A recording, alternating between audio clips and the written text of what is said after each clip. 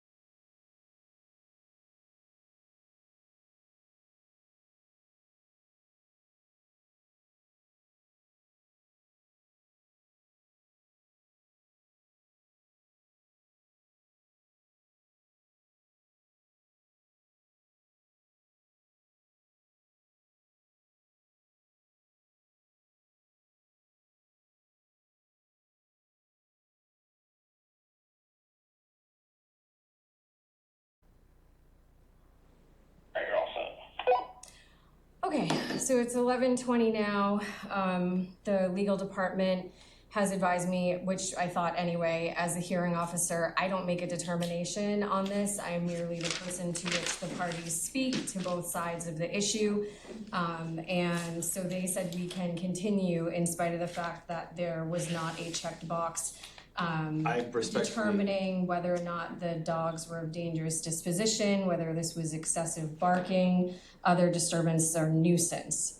Based on that, I can still take testimony today, and then we can close the hearing or we can continue it to a later date if we feel that there is more fact-finding that is needed. But going with what the legal department has advised, I will continue on with this hearing. so for the record, I respectfully oppose any postponement. This matter has already been pending for some time, and I would like to again move for dismissal of this hearing contingent any new valid complaints. So I don't, Which I again, believe you I already don't said you could not have, continue the hearing earlier.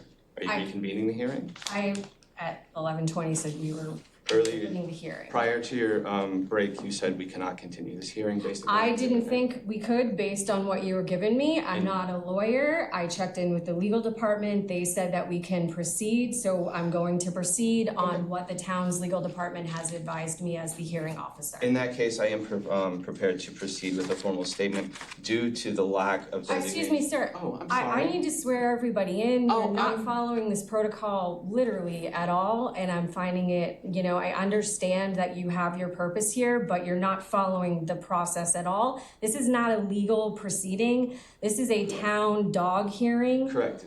So at this point in time, as the hearing officer, I would like anyone who is planning on providing testimony to raise their right hand.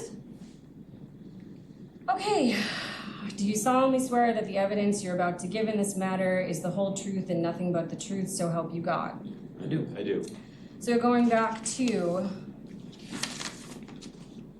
thank you. Is that okay? So from the legal department, I am stating for the record, pursuant to Mass General Law, Chapter 140, Section 157, this hearing is being held based on a complaint filed against an alleged dangerous dog. Section 157 states that the hearing authority shall investigate the complaint and hold a public hearing to determine whether the dog is a nuisance dog or a dangerous dog based on evidence and testimony.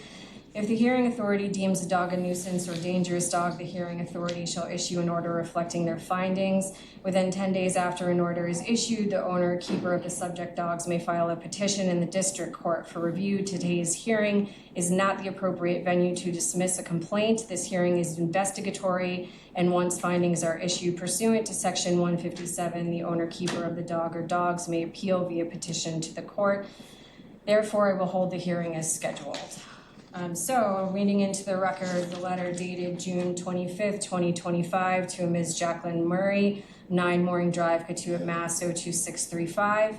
Dear Ms. Murray, I've scheduled a hearing under the provisions of Chapter 140, Section 157 of the Mass General Laws on July 11th, 2025 at 11 a.m. based on a complaint received regarding dogs harbored by you. The complaint states the dogs are dangerous, which is in violation of the Town of Barnstable regulations, specifically Chapter 403-15. The hearing will take place at Town Hall, 367 Main Street, Hyannis, in the Selectmen's Conference Room on the 2nd floor. You'll be given every opportunity to be heard at this time. I request that you make every effort to attend this hearing. Sincerely, Mark S.L.'s Town Manager. Was initially issued to David Murray and Jacqueline Murray on the 26th of June at 11 a.m. when we were having a hearing on a different date, and then was again issued in hand to Jacqueline Murray on the 30th of June by Animal Control Officer Cindy Sherman. I'll now read the complaint into the record. Complaint made under Chapter 140, Section 157 of the Mass General Law. Troy Peterson of 501 Mariner Circle, Katuitt, after being first duly sworn, makes that her affidavit and states the dogs owned by Jacqueline Murray, residing or being kept at address 9 Mooring Drive, Katuitt, Mass. 02635, being described as a terrier mix of violet and hunter-hound mix. Oh, Hunter is the name of the dog and is a hound mix. His statement of facts, February 2nd, approximately 4 p.m., 2 dogs entered the property and killed 6 egg-laying hens and wounded 2 pygmy goats. February 6th, approximately 7:30 p.m., the same 2 dogs entered my driveway. May 23rd, the same 2 dogs entered the property through a broken picket and scaled a 4-foot chain link fence, killing 2 goats inside the enclosure. That was on the 29th of May, 2025, and was notarized by Joyce Pursuti. So Troy, as the complainant, do you want me to go through? Yeah, sure. Can I just say one thing? Yes. Earlier I heard someone say that this has been postponed out and they want to end it today. But it's only postponed out because the other party canceled and said it was a miscommunication on their end. So I had to take time off from work, but it was too late. I was told an hour before the meeting. So that's why we're here today. It's not because it was the town hall messed up or someone messed up. No, People have lives and people got busy, so they postponed it, which I'm like, okay, I'm understanding about that. Yeah, I'll have to readjust my life and put my kids here and there to be here again today when I was already up driving here pretty much the last time we were supposed to be here. Yeah, so the dog hearing, although there are other circumstances that typically take place between neighbors, complainants, defendants in a dog hearing, this is specifically speaking to the disposition of the dogs in question, Violet and Hunter, based on the complaint that you have put forward. Correct. So is there anything else you would like to add to the record from your complaint? I know that the senior animal control officer would like the photos that were taken upon his investigation put into the record. I can do that when it's his turn to speak, but is there anything else that you'd like to add about the disposition of these dogs in your opinion? The first time it happened, my daughter screamed for me. She said, "There's 2 dogs in the goat pen." I'm like, so I looked, I'm like, all right, my dog's on the couch, of course. And I'm like, so I look out back and I see 2 dogs and I don't recognize the dogs. So I go running out there and they're in the goat pen and my goats are running around screaming. So the white one first jumped over the fence because it's the taller one. And then the other one finally made it over the fence in the back right-hand corner. And then I chased the dogs over to my shed where at that time I took a picture of the dogs. So I can at least try to figure out whose dogs these are because this is gonna cost me money because having a farm vet come out is not cheap. So then they finally went to wherever they got in and they left. And at that point, that's when I started trying to figure this out. I called my vet, who's off Cape, and she couldn't arrive. And she's like, just do the best you can do. And it's not like they were bitten, like they were torn. So I had to like compress them and wrap them. So I had to wait 24 hours until she showed up. And then she took care of them. But then she's like, okay, here's all the stuff you need. If you need help, call me, but this is on you. So from the first time until the second time, it took that long to heal one of them because his ear was more than half ripped off. And you know, like with a tear, you can't, with goats, you don't like stitch, I guess. I'm not a vet, so it's like, you just have to keep compressing, healing, getting all the pus out and keeping the infection out. And luckily it was winter time, we weren't in the middle of like summertime where the flies are around, because when the flies are around, that's when maggots and everything else will happen. So that was the only good thing about it. It didn't happen like now, because they wouldn't have survived the night. So the last one just healed up, and then the second event happened. It's like, I know animals are animals, I get it. But to rip their ears off and try to enter their heads out is not normal. They weighed over 100 pounds apiece. My son weighs 68 pounds. He won't even go up there by himself anymore. So now I gotta walk around the neighborhood so he can go around the neighborhood because, God forbid, there's no more dogs in the neighborhood small enough to get. And I'm not saying these 2 dogs are gonna do it again. That's not my intention here. I don't know these dogs. I have no right to talk with these dogs, but I saw what I saw. And the white one, when I pushed him towards the shed and I took that picture, the white one turned and growled at me. And I figured, okay, it's on. I'll deal with the task at hand. It's no big deal. Gotta meet my kids. And that's when they turned and they ran and they went through the fence. They were gone. And that's when this whole proceeding started. I'm not looking to get anyone in trouble, but bills were accrued because of the situation. 1, that was never paid in full, and 2, from the second situation. I didn't have a vet come on the second situation because they're not alive. but I can't bury them in the ground because they're 200 pounds for goats. And I'm 53 years old. I'm not digging 6 feet down, 5 feet wide to put these 2 goats in the ground. I kept my kids away from the house long enough so I can call the place off Cape that I use for like when my dogs die. They come and take the dog and they cremate, boom, boom, boom, done. I can't dispose of these goats at the dump. There's no place to put them. I called my vet. They're like, I don't know, call around, call off Cape. So luckily the van was in town. They backed into my driveway. I put both goats in a contractor bag, one at a time, and dragged them from way out back, which is like halfway across the parking lot here, all the way to the gate until he backed up, and we both put one at a time in the truck and took them away before my family got home. Because I didn't want them to see what I saw. Okay.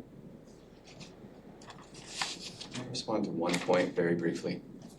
You can, Just very are briefly, you, a couple sentences. are you all set for right now? Yeah, I'm good, Okay, then I would take Just very- testimony from May I the just make a- complainant side at this point. Just for the record, And you are my name's Taylor Taylor Cobb, yes, Cobb? Taylor Cobb. Okay, Just for the record, in response to Troy's testimony, I'd like the record to show that the postponement was not due simply to the accused's request. It was due to procedural inadequacies and flaws within the process. I do have that also. Yes, in I just want the record to show request that. for, relief from the administrative hearing initially, and then a request to reschedule Correct. from Thursday to a Friday. Yes, I just wanted the record to. Which was not procedural. Correct. I just wanted to reflect that the postponement was not due simply to request. Yep.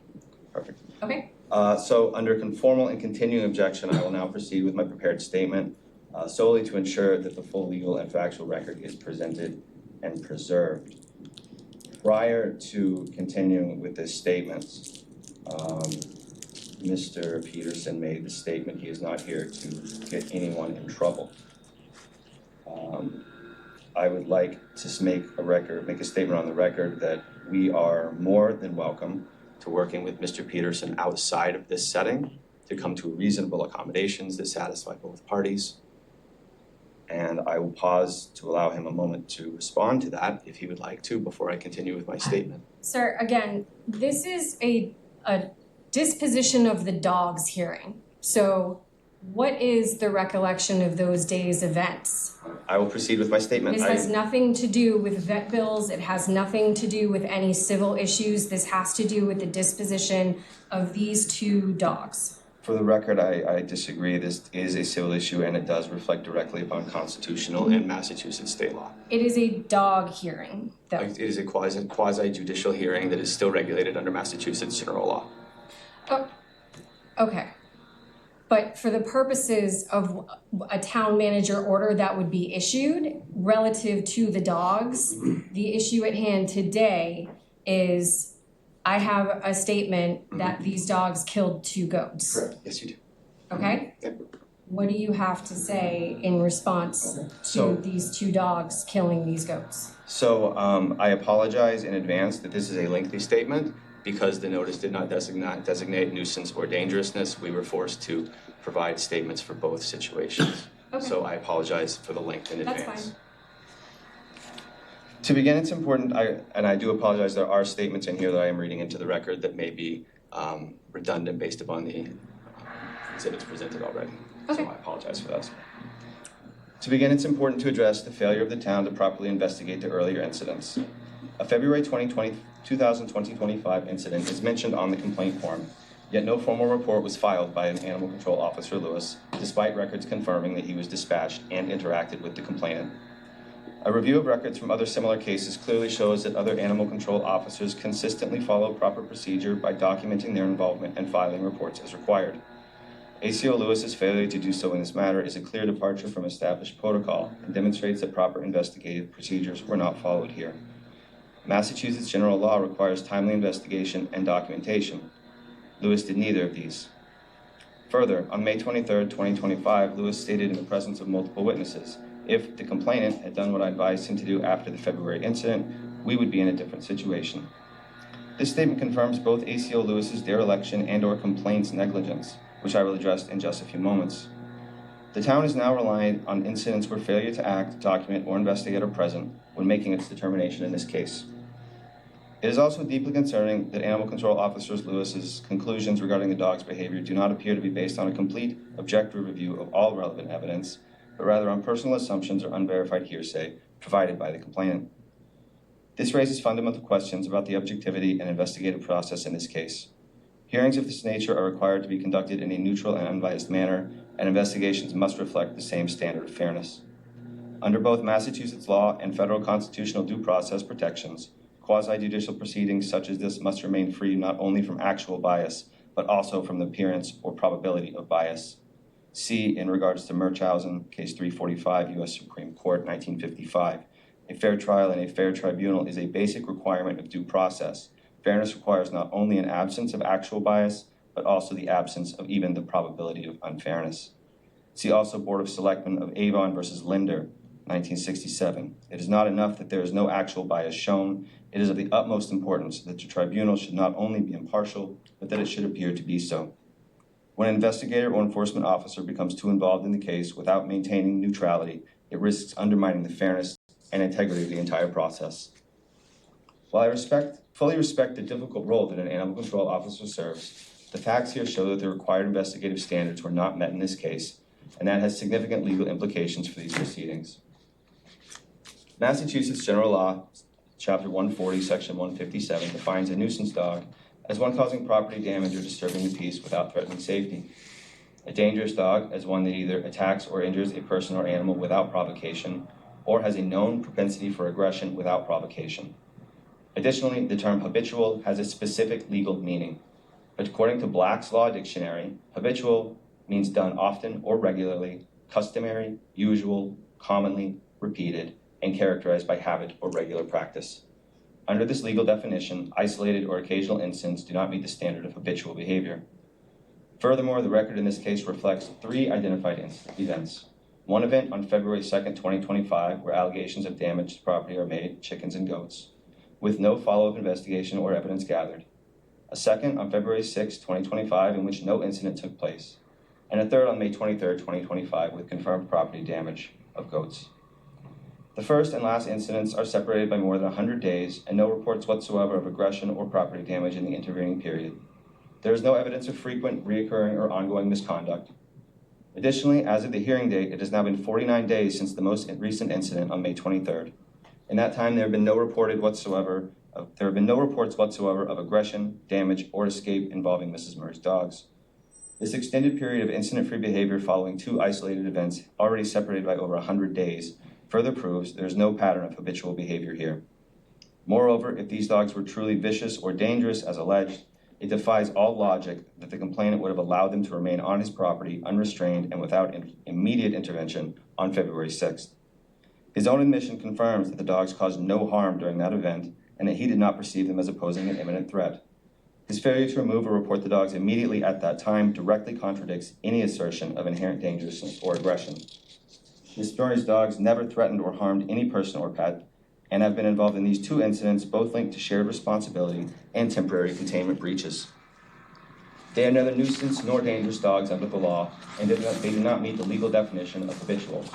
The town's prior inaction further confirms that legal designation was warranted until this hearing. Massachusetts law does not impose specific statewide fencing requirements on goat owners. However, livestock owners, including those keeping goats, are expected under agricultural best practice and common law to maintain adequate fencing to contain their animals. This creates a shared responsibility for containment in cases like this.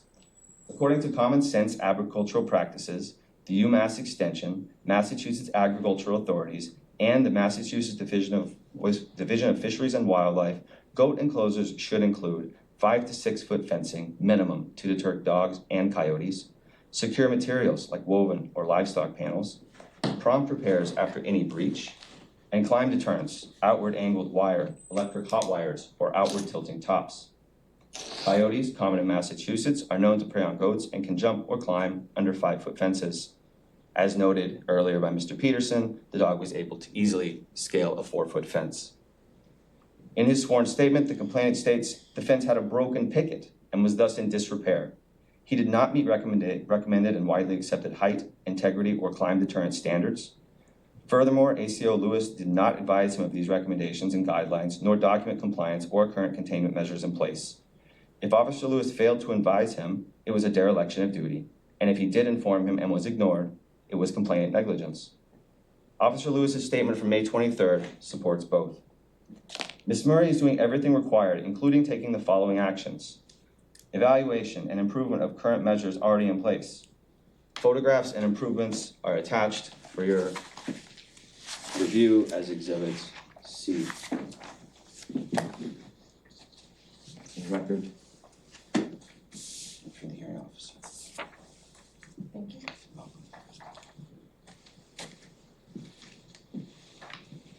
So I'm assuming what I'm looking at here I'll be is going through them. Okay, Yeah, I will explain. all right. I'll explain. She's also regularly conducting a thorough inspection of fencing to identify potential weaknesses or flaws and remedy those areas to prevent the possibility of future escape. You can see these areas identified in Exhibit C as wire mesh has been installed at the top of fencing to further prevent any type of escape by climbing over. Self-closing gate hinges have been installed to ensure that no animals can get out or that the gate is not accidentally left open. A newly installed tether system has been installed as a primary means of containment, and the dogs are outfitted with waterproof long-range electronic e-collars with a shock feature. I have one question. The tether system, is that within that fenced area? Yes, or- ma'am. It is? Yes, Okay. ma'am. It's not easy to tell from the picture, Yeah, but no, thank it's you for not. clarifying. Yes, that is behind the fenced-in area. Okay, that has the new installed mesh? Correct. Okay. Correct. So the exterior fence has been evaluated, repaired, and reinforced as appropriate. The new tether system has been installed. The dogs are now outfitted with the electronic e-collars in case of an unanticipated breach. They have the long-range ability to recall. And additionally, as I will continue, she is also in contact with dog trainers in the area with the goal of establishing reliable verbal recall and establishing appropriate boundary limitations with the dogs. Okay. Furthermore, as a livestock owner, Ms. Murray understands and emphasizes with the emotional and financial impacts to the complainant. Although no legal obligation exists, Ms. Murray is offering the complainant monetary damages for the loss of his livestock. Those damages are legally limited to the animal's fair market value at the time of the incident, either through mediation or as determined by an uninterested third party. This offer is made not as an admission of liability or wrongdoing, but solely as a demonstration of Mrs. Murray's good faith and her commitment to maintaining positive relations within her community. It is also crucial to note that the legal classification of the animals involved in this case. Widely under Massachusetts general law, and specifically under Massachusetts general law, chapter 128, section 1A, goats are defined as livestock in Massachusetts.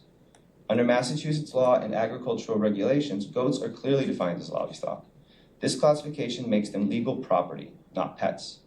The Massachusetts Department of Agricultural Resources explicitly regulates goats alongside cattle and swine as livestock, and Massachusetts general law includes the raising of livestock as part of agriculture.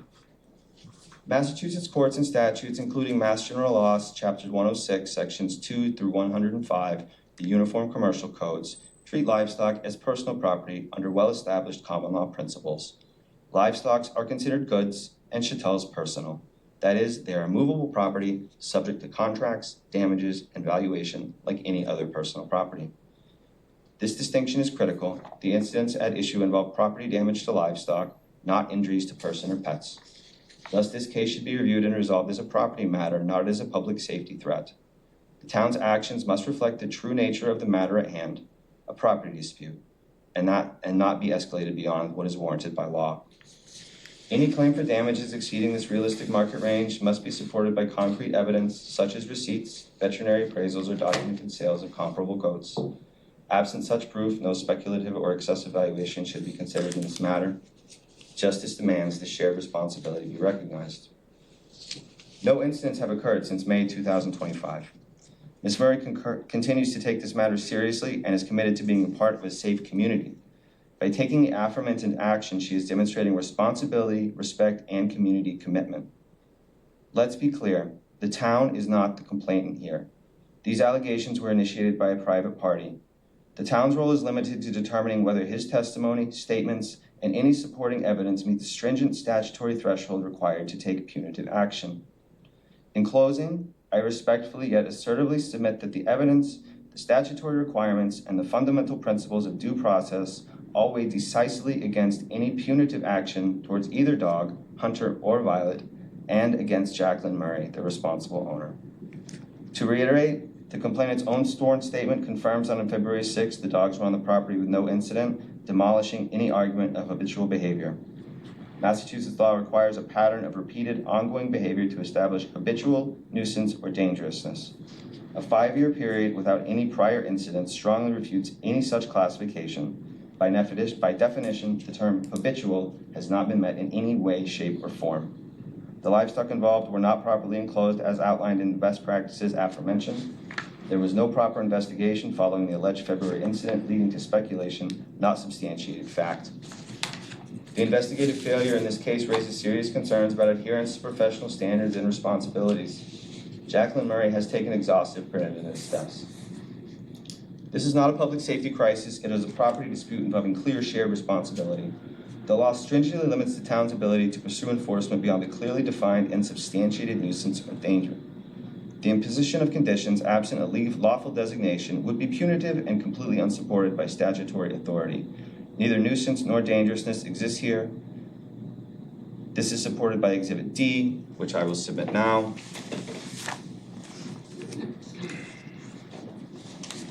This is a signed statement from an outside party.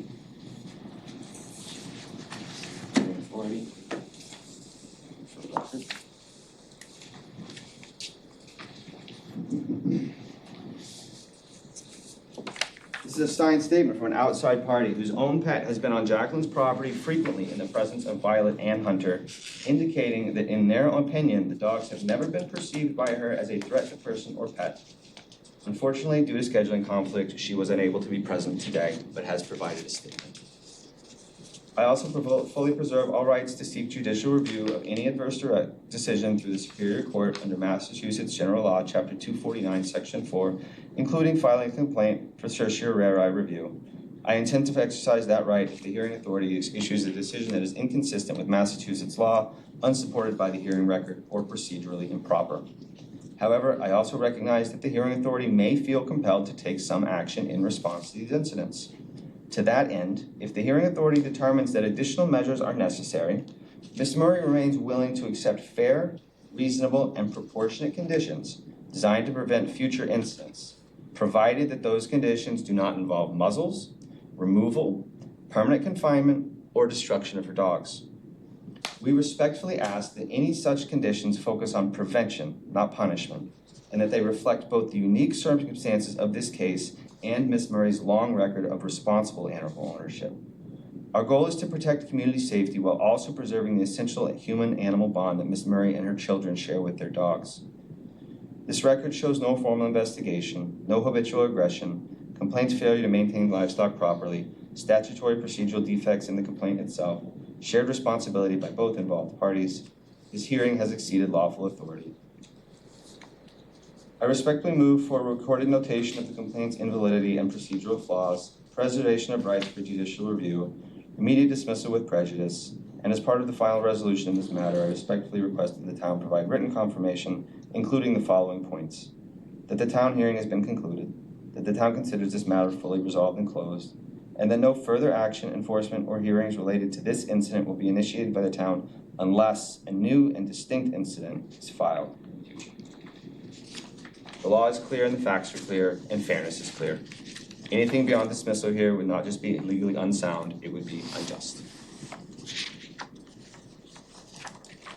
Thank you. Senior Animal Control Officer. Saying the other one's what, the dog? You should ask. I was under the impression that the only one speaking would be Mr. Cobb. Okay, then I'll proceed. Okay. Sorry. All right, let the record reflect that I did in fact serve notice for this hearing properly and several times, and as well as Animal Control Officer Cindy Sherman. All right, I did receive a complaint in writing post to my investigation. On the day of the event, I was summoned to the property. Mr. Peterson stated that he received a phone call from Miss Murray stating that her dogs had been at the house and that they had an interaction with the goats.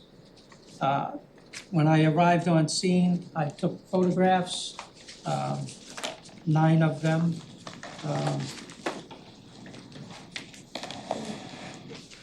That was the goat that was inside of the dwelling unit that they are housed in. The next photograph is the second goat that was clearly within the penned area. The third photograph is the foot, bottom part of the leg of the goat that was killed on the within the enclosure. The same with the next picture, which is its ear area of its head. Next photograph shows the rear fence, and it also shows part of the chain link fence. Next photograph is does include the goat, but it's mainly to show that the fence is there. Next photograph shows more fence, and it shows a obstacle set up for the goats. Next shows the chain link fence, which runs within the fenced area, and also part of the play setup. And there is the goat to enter. Clearly, the fence shows that it is in proper shape. And then we have a dog license form, paid form. I did issue some citations that day for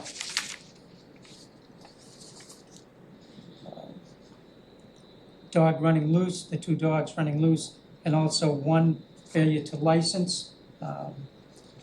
I do not know the status of those at the present time, whether they've been paid or there's an appeal in process that comes through the court system.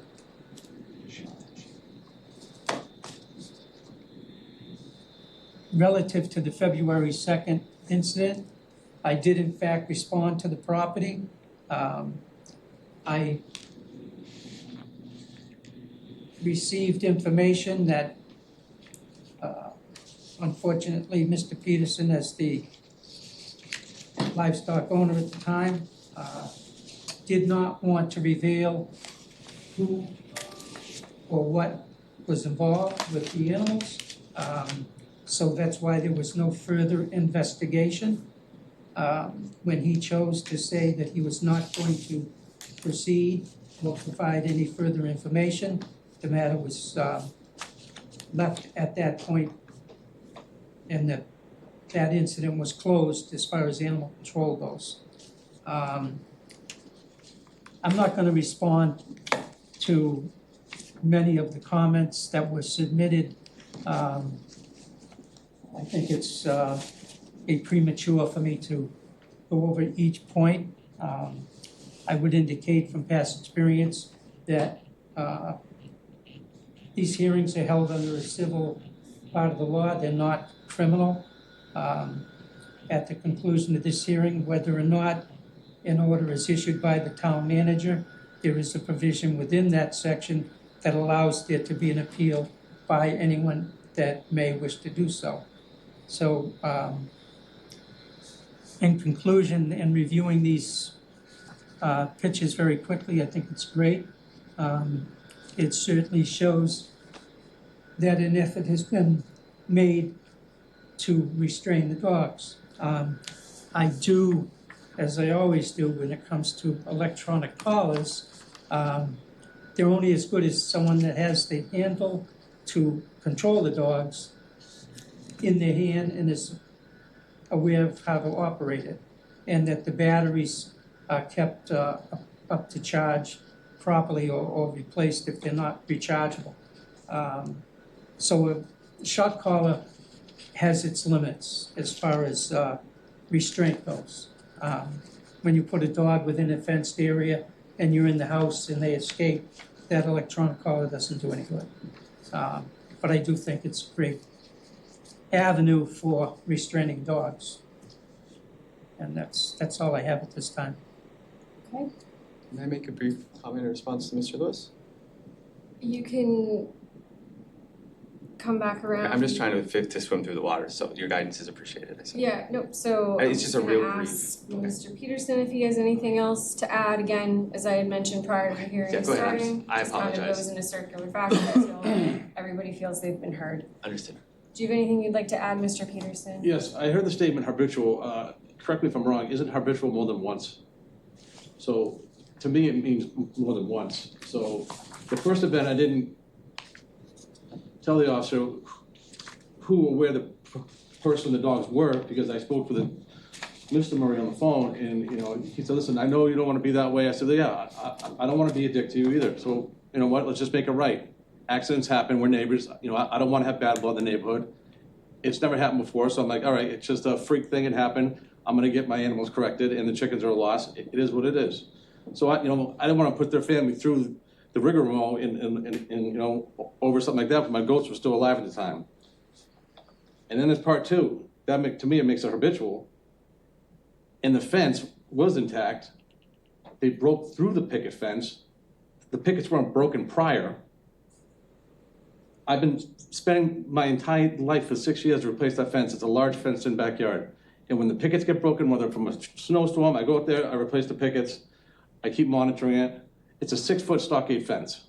And then there's a 4-foot chain link fence way across the property. You know, I did my best. So to hear the word that it's a joint, whatever the gentleman said, you know, mutual, you know, whatever. It's my property. I control my property. Accidents happen. I get it. But habitual is habitual. It's more than once in my eyes. And I have the first vet bill, and they paid me the $500 of the $538. They paid it, and I appreciate that. It helps me out because I don't have that just laying around, and I know no one does. Okay. Mr. Cobb? For the record, in response to Mr. Peterson, I will draw attention back to the habitual definition in Black's Law Dictionary. Habitual meaning done often or regularly, customary, usual, commonly repeated, and characterized by habit or regular practice. I would argue that 2 incidents in a 5-year period would not meet the definition of habitual under that definition. I would also like to respond to Officer Troy's statement in regards to the e-collars. One of the preventative measures in place right now, I do not know if I mentioned, is that the dogs are under adult supervision while they're outside at all times. Therefore, the owner would have the remote in their hand in the yard with the dog. On obviously monitoring the charging status as appropriate.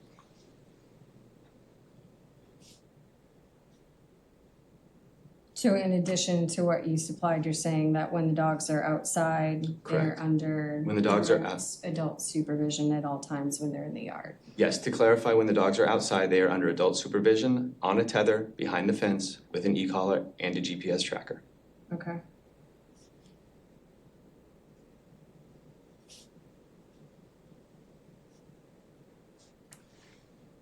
Is there anything else you'd like to add? I would just again state for the record that the dogs have no history whatsoever of being any kind of aggressive to person or pet. Okay. Nothing further.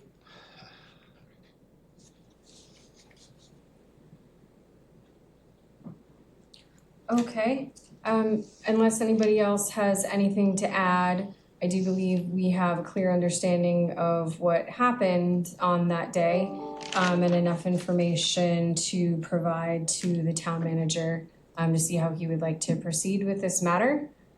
Everyone feels they've been heard at this point? I agree with the final comment that I will preserve the right for a certiorari review under Mass General Law contingent upon any determination by the town that is, in our opinion, unjust or undue.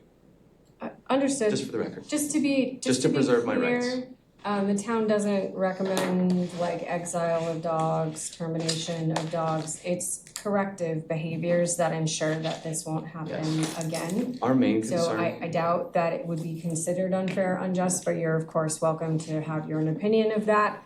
Our goal here is for peaceful communication and community. Yep. We want to make justification, we want to make things right. Mhm. And we don't want to make this go any further than it needs to be. We feel that this could be handled immediately with a discussion and not be needed to be drawn into any kind of quasi-judicial or judicial hearings. For the Okay. record. And for Mr. Peterson's information. Mr. Murray? Disappointed this is where we're at, and this is what's going on here. With Troy and I, the first time it happened, he was incredibly sorry. At one point, he had asked me to promise it wouldn't happen again, and because they're animals and they have natural animal tendencies, really had a hard time doing that, and it did happen a second time. There are a lot of children in our neighborhood. I'm worried, as Troy is and as everybody here, that something, I mean, that's the first time I've ever seen those pictures. It's scary. For the record, I'd like to say that Ms. Murray does not perceive any danger from her dogs being in the community whatsoever. There's been no aggression towards person or pet whatsoever in their history. You did Just for the mention record. that. Yes, for the record. I Yeah. just, in response to Mr. Murray's comments, I feel that those could be convoluted in such a way as to perhaps suggest guilt, and I'd like to counter that with the dogs have never been a danger outside to pets, person whatsoever. So Yeah. I do not see an ongoing danger. Understood, but there is still, I mean, Perfect. No, I understand. obviously I'm this just happened. reading into the record, and because Yeah. we're not invalidating that this happened. Yeah. And like I said, we have complete sympathy for Mr. Peterson, Huh? and we're more than willing to work with him on a resolution, and we don't want to be in these settings either. Okay, understood. We're under oath? I'm sorry? We're under oath? Yes. Yeah, you get sworn in at the beginning of the hearing that all the testimony that you provide here is factual, so help you God. So at this time, I apologize. I meant to submit for the record Exhibit B to go along with my speech. It is just a written copy of what I read. of what you read in for the record. beginning, Yes, thank you, it is just a actually, yeah, I written was copy gonna for the ask you for record. that anyway. I apologize for that. Yeah, no, that's fine. Okay, so at this time, it is 12:04 PM, on that clock, anyway, 12 PM on that clock, and we will close the hearing. Again, typically, Newsroom Town Manager happens in about 10 business days, so. Will that notification come via mail or electronic? How would we expect So it? it would be in hand, issued in hand, by an animal control officer. Perfect. Okay. All right, so I know I need to make a couple copies of things. I would like to thank you all for your time and for allowing me the opportunity to be heard. I understand it was lengthy, and I apologize. No, that's good, that's okay. Dog hearings often are.